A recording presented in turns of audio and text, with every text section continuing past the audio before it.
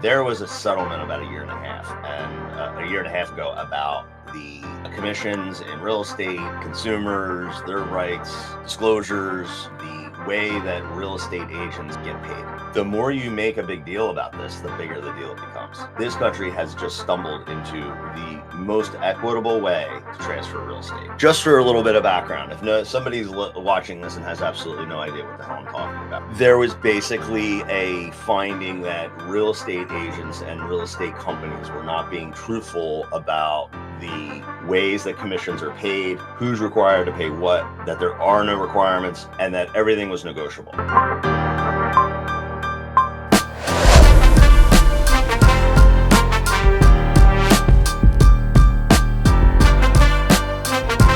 Welcome back to another episode of Moving Sucks. I am Seth. I am your host, and I want to today talk about the NAR settlement.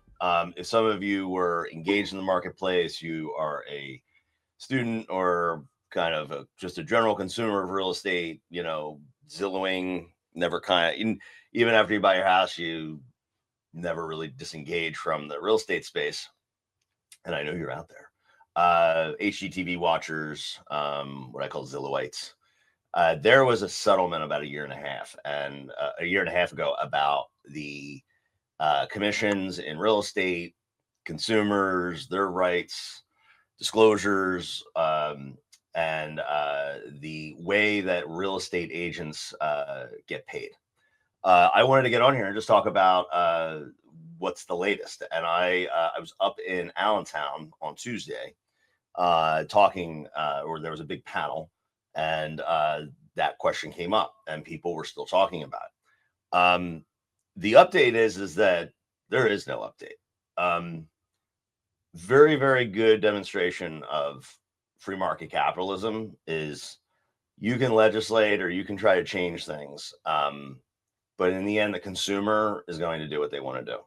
So the debate up there was, well, when do you bring it up? How do you bring it up and talk about it? And I just was like, the more you make a big deal about this, the bigger the deal it becomes, right? I mean, it is sellers are still paying buyers commissions, and they are able to. And it took about 6, 7, 8 months to tamp down. They're there were sellers who were like, I'm not able to do it, or they're no longer required to do it. And this has always been negotiable.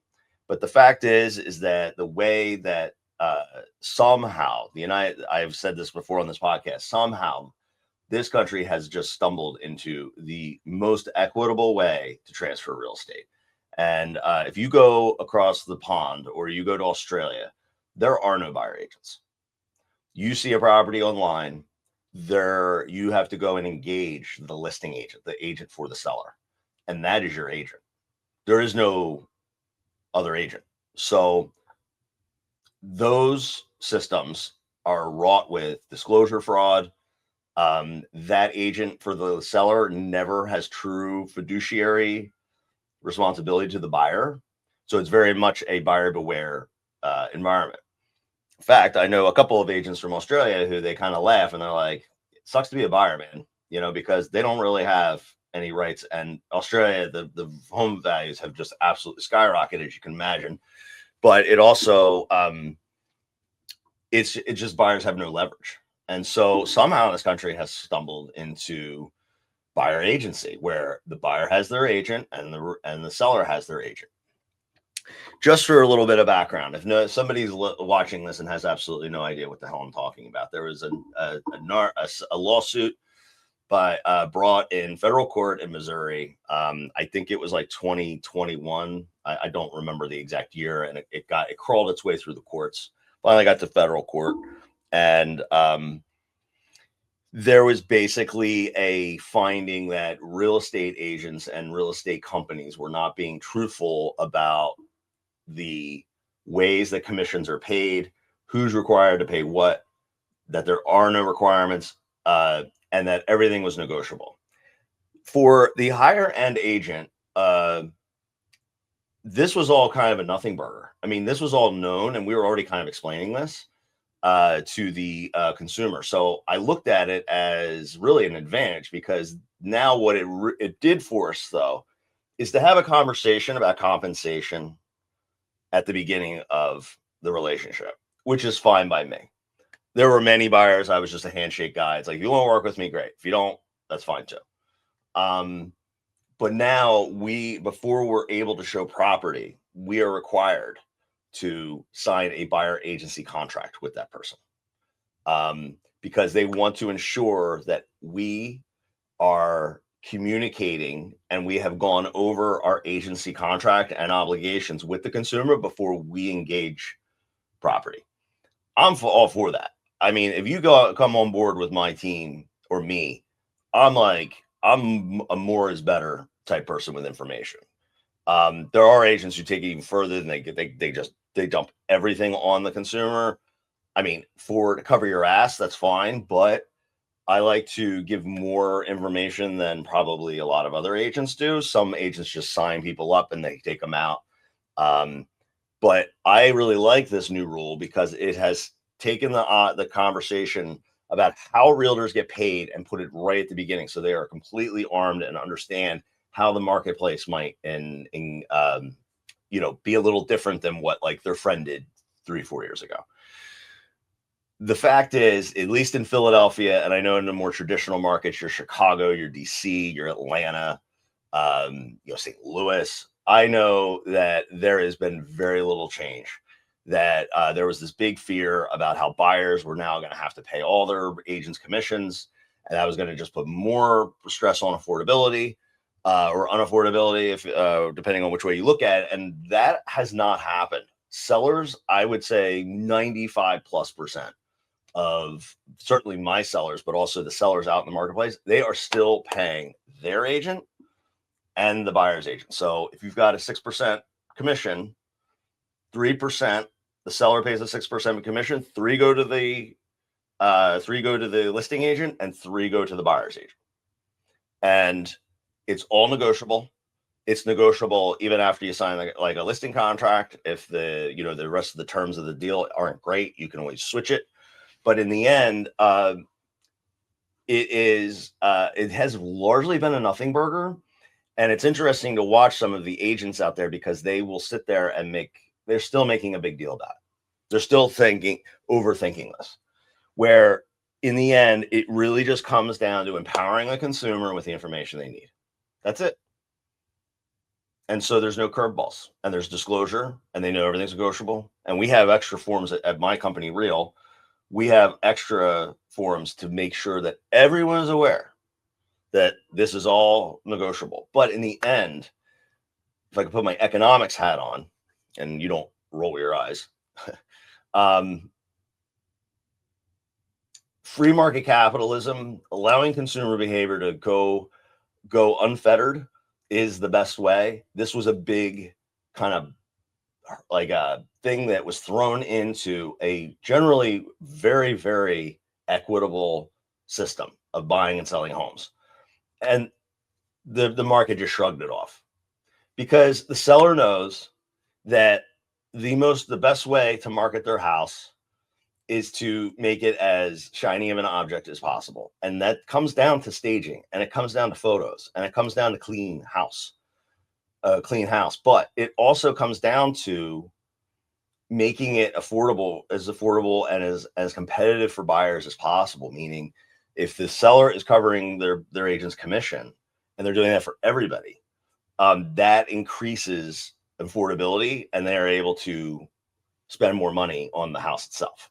So it sounds a little counterintuitive, but if you ask a bunch of buyers to, on top of get into a bidding war, and then on top of that, pay their buyer a commission, it can really put a damper on things. And I've had one listing where she just refused to pay a buyer agency contract, couldn't sell it, because it's not just about the money. It is about the principle.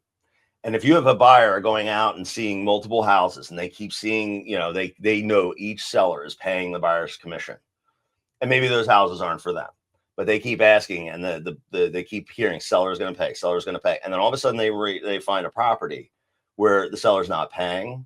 That's a huge turnoff. And so you really shouldn't expect a bidding war generally. you shouldn't expect a bidding war if the seller is not going to be paying the buyer agency commissions. Because it's not just, like, again, it's not just about the money, it is about the principle. And some buyers will just be like, I'm not doing that. This is bullshit. And so, we've had over a year and a half of a stress test here for this system. And again, it has largely shrugged things off. So it's a very, very good demonstration of how, like, if you just let the consumer do what they need to do, they want to do, they just do it. And again, United States has just somehow, I call it the United States of profit. I mean, everything is for sale. We are bombarded by a commercial system and marketing systems and everything trying to part us with our money. Somehow in the 80s, this industry decided that buyer's agency was something that was good. And I will sit on any stage, talk in front of any group of people, and talk about the merits of that. Because if you have a bunch of consumers going out there, and a lot of my listeners are definitely younger, don't know, haven't bought and sold a ton of houses. You have all those consumers go out and imagine them all going out to an open house, and then they have to call each agent that's selling each house, and they have to negotiate and trust that person to navigate them and their seller through a transaction. And, listen, most agents are really well-meaning. They try to do the right thing. But even, like, for me, I've been in what's called dual agency, and that's what that is. When an agent represents the seller, and then a buyer comes in through an open house or a sign call, or they have their own buyer, they have a buyer in their, their client base. It can get tough, like when you're negotiating inspections, and it's really hard to get the consumer not to think, hey, is he truly telling me the whole story? Or, like, is he truly telling me, like, the details that I need to know in order to make the best decision possible? And that can swing both ways. It's like, I hired Seth to sell my house, but now he's got this buyer that he's representing. And, like, I don't know, like, is this a conflict of interest? Now, in the state of Pennsylvania, dual agency is allowed, and but we have to get the sign off of both parties. We have to disclose conflicts of interest. But in the end, does a young buyer really understand that? Do they care in the throes of a bidding war, or they want to they want the house, and they're like, if this is the guy who's going to give us access to this house, and he's the guy who knows the seller, and he knows what makes the seller tick, like, why wouldn't we go with them? It can get dicey. It can get really dicey. And so the buyer having their own representative in a real estate transaction is very, very important. And I mean, so much of this podcast, so much of what we talk about, so much of my philosophy aligns with that. If for some reason this country said no more buyer's agency, I swear to God, I'd probably retire. I'd probably get into something else, because, like, I don't want to do business that way. No way do I want to do business where it's all one-sided, where, fiduciary is blurred, and we're not really sure where the conflicts of interest begin and end. So the NAR settlement put a very big spotlight on this entire thing, this entire system that we have somehow created here. And it's been a nothing burger. Nothing has changed. So, the next time your attorney, your favorite ambulance chasing attorney wants to go throw a bomb into a, $1 trillion, industry, just know that you can't legislate it. You can't put rulings in that are going to greatly affect it the way that they thought this was going to do. Like, you just cannot stop conventional wisdom, tried and true consumer activity and behavior. So I wanted to give that update. If anybody has any questions about this, I can break it down, like, very, very simply. If you want to shoot me a message in YouTube, or shoot me a text, or a DM on Instagram.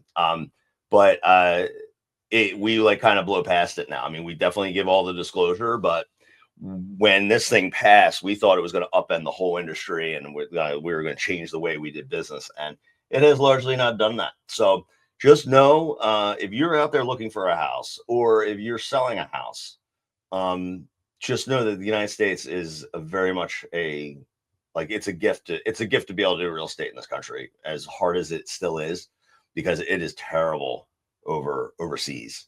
The courts are filled with all kinds of complaints. Real estate commissions are getting sued.